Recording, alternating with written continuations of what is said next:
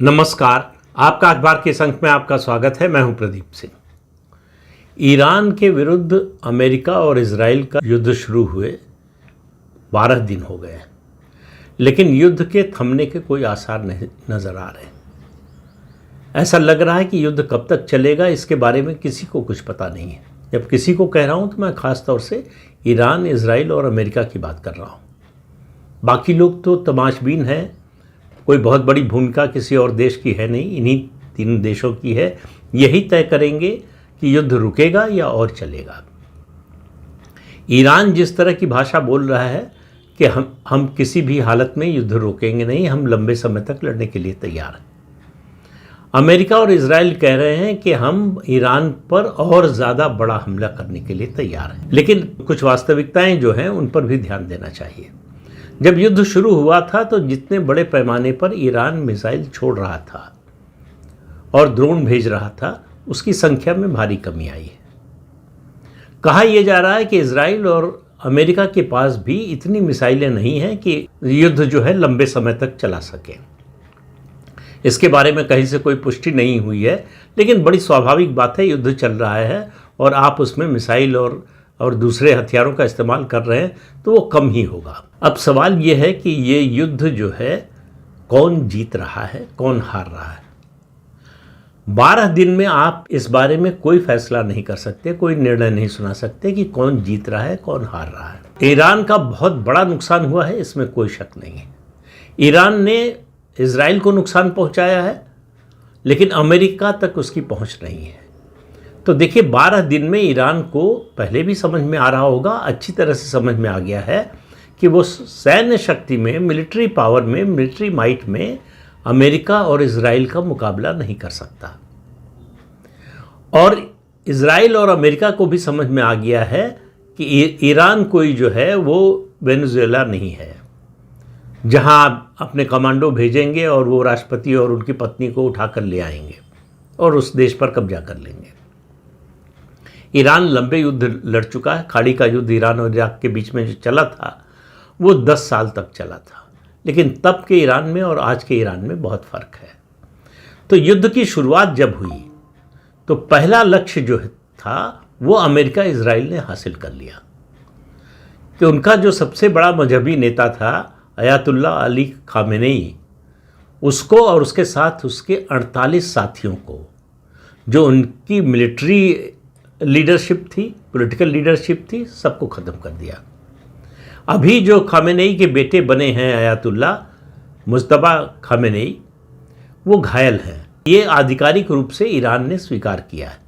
कब घायल हुए, कहाँ हुए, ये कोई नहीं बता रहा है। कितना घायल हुए, कहा जा रहा है कि थोड़ी बहुत चोट आई है।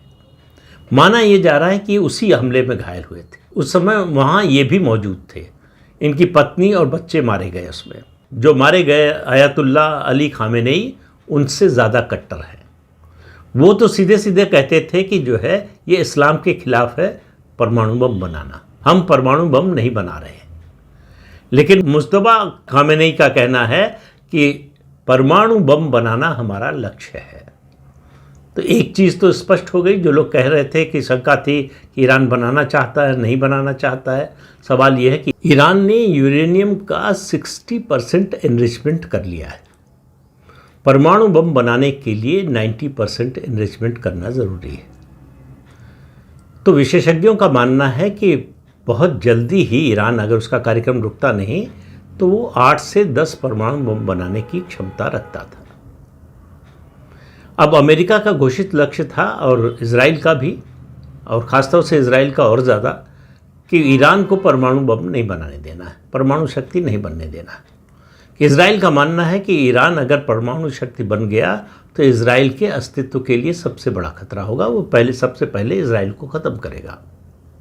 लेकिन ये युद्ध शुरू हुआ तो पहला हमला जो किया अमेरिका और इजराइल ने, उसमें खामेनेई की हत्या की, उसके साथ 48 उसके साथियों को मार दिया।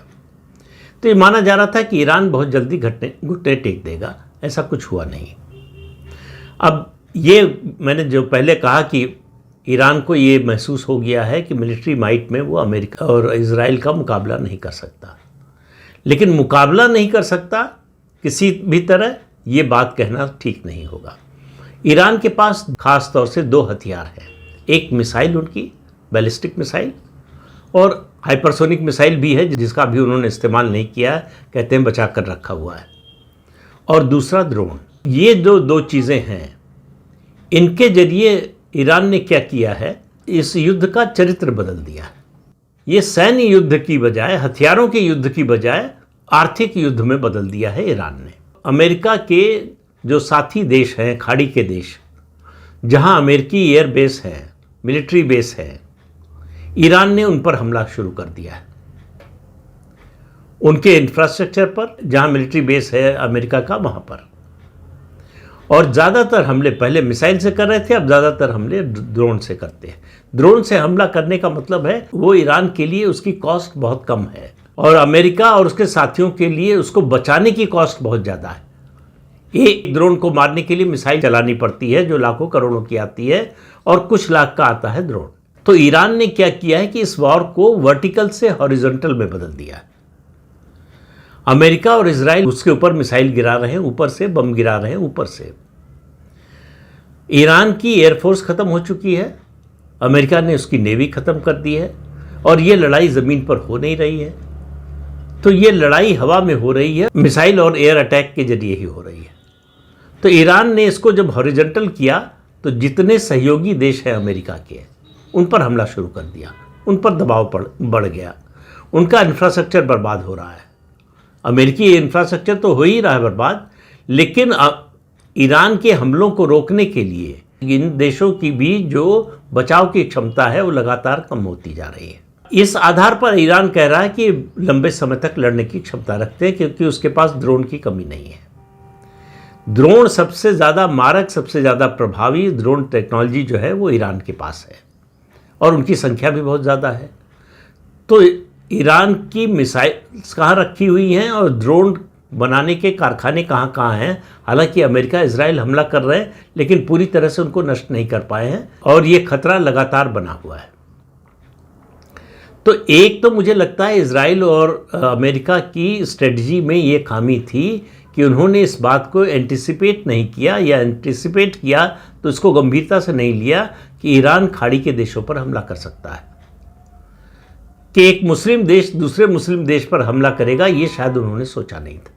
दूसरा, स्ट्रेट ऑफ हॉर्मुज यानी जलडमरू मध्य, दुनिया का जो तेल और गैस का आवागमन है, ट्रांसपोर्ट है, उसका 40% हिस्सा इसी रास्ते से आता है, जिस पर ईरान का कब्जा है। पतला सा हिस्सा है, ईरान के लिए उस पर अटैक करना आसान है, अटैक कर रहा है। उसकी सुरक्षा का कोई पहले से बंदोबस्त अमेरिका और इजराइल ने नहीं किया।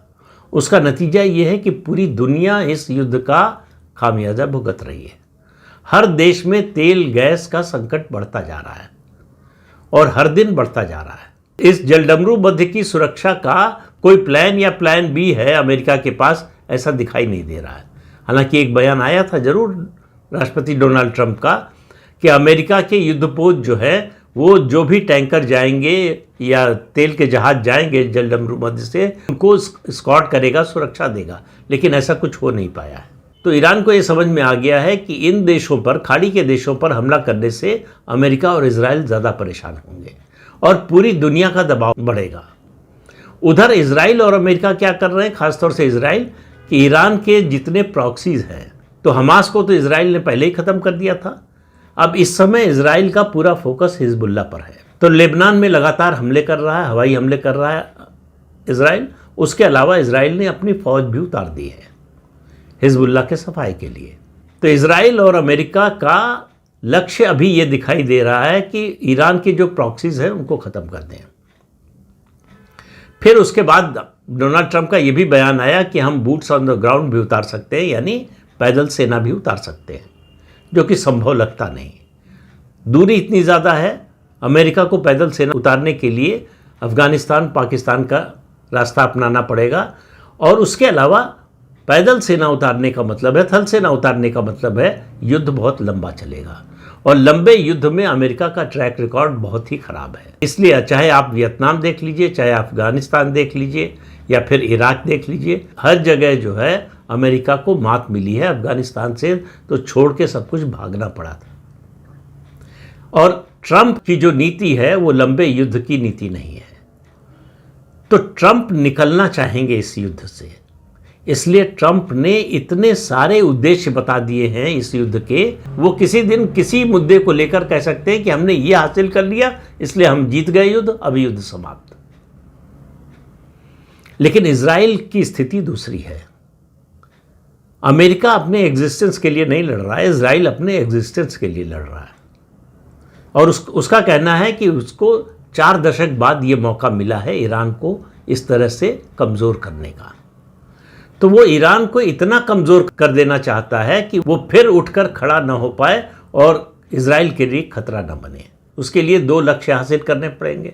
एक, ईरान का न्यूक्लियर प्रोग्राम हमेशा के लिए ख़त्म कर दें या इस हालत में कर दें अगले 10, 20, 25 साल तक वो फिर से खड़ा ना हो पाए। दूसरा, ईरान की जो बैलिस्टिक मिसाइल और ड्रोन की मैन्युफैक्चरिंग कैपेसिटी है, मैन्युफैक्चरिंग के जो अड्डे हैं या मैन्युफैक्चरिंग की जो फैक्ट्रियां हैं उनको तबाह करना, वो अभी तुरंत होता हुआ दिखाई नहीं दे रहा है। तो पूरी दुनिया के लिए इस समय तेल और गैस की समस्या यानी एनर्जी की समस्या बढ़ रही है और आने वाले समय में अगर ये युद्ध लंबा चला तो और ज़्यादा बढ़ने वाली है।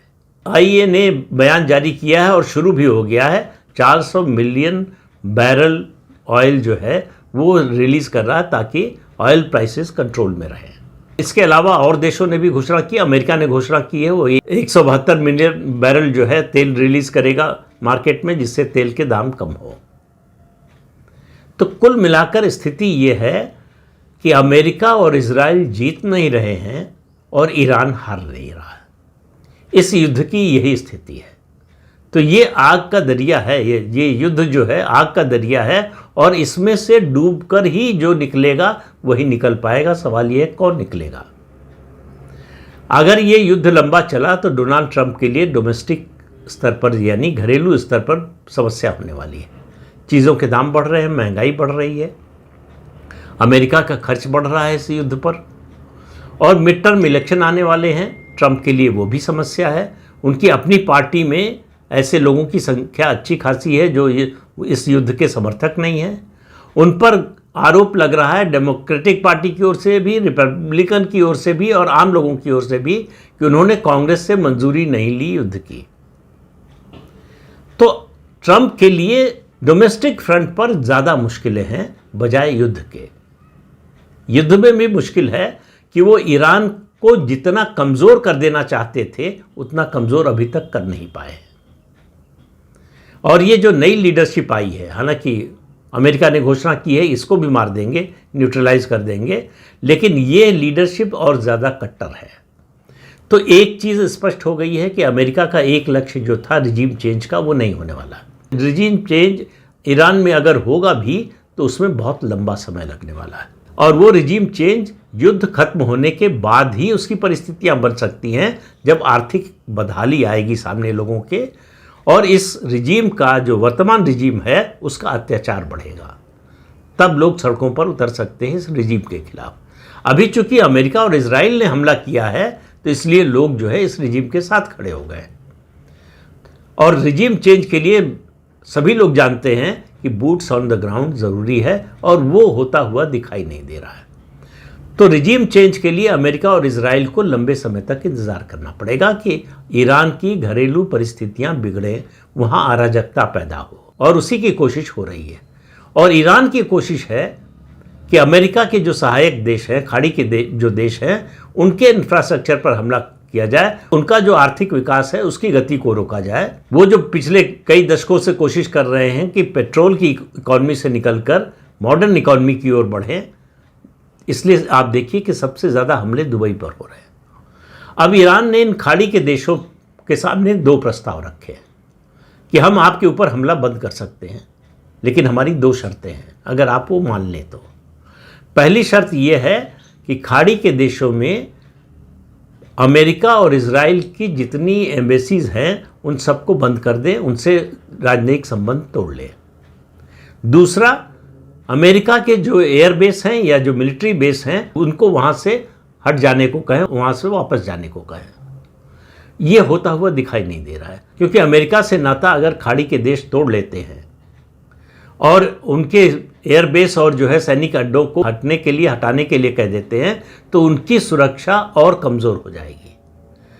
फिर वो ईरान की मर्जी पर होंगे, उसके रहमो करम पर होंगे, और ये खाड़ी के देश कभी चाहेंगे नहीं। ये युद्ध जो है वो हथियारों के युद्ध से आर्थिक युद्ध में बदल रहा है।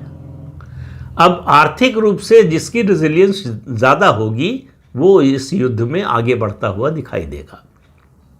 लेकिन समस्या ये है कि ये इन 3 देशों का मामला नहीं रह गया है, ये पूरी दुनिया का मामला हो गया है। पूरी दुनिया में एनर्जी क्राइसिस हो रही है, और उस एनर्जी क्राइसिस को रोकने का एक ही तरीका है अमेरिका और इजराइल के पास कि वो जल डमरू मध्यिका यानी स्ट्रेट ऑफ हॉर्मुज के रास्ते को सुरक्षित बनाए, जिसके लिए अभी कुछ करते हुए अमेरिका और इजराइल दिखाई नहीं दे रहे, या कर रहे हैं तो उसकी सफलता दिख नहीं रही है। तो ये युद्ध इतनी आसानी से खत्म नहीं होने वाला है। लेकिन ट्रंप पर अगर घरेलू दबाव बढ़ता गया तो वो कोई बहाना खोजेंगे और उस बहाने से वो युद्ध की समाप्ति की घोषणा कर देंगे, इसके साथ कि हम युद्ध जीत गए। और अब ट्रंप के लिए ये करना कोई मुश्किल बात नहीं है। तो वो कोई भी बहाना बना सकते हैं, कोई भी झूठ बोल सकते हैं, कुछ भी कह सकते हैं, किसी भी मुद्दे पर अपनी जीत का दावा कर सकते हैं। अब ऐसा होगा कि नहीं, ये आने वाला समय बताएगा। मुझे लगता है कि इस युद्ध का सबसे निर्णायक दौर अगला 1 हफ्ता होने वाला है। उसमें तय होगा कि युद्ध अब किस दिशा में जाएगा और किस रूप में सामने आएगा। तो इस अंक में इतना ही। अगले अंक में फिर मिलेंगे किसी नए मुद्दे के साथ। तब तक के लिए अनुमति दीजिए। आपसे अनुरोध है कि चैनल देखिए, शेयर कीजिए, लाइक कीजिए और सब्सक्राइब जरूर कीजिए। नमस्कार।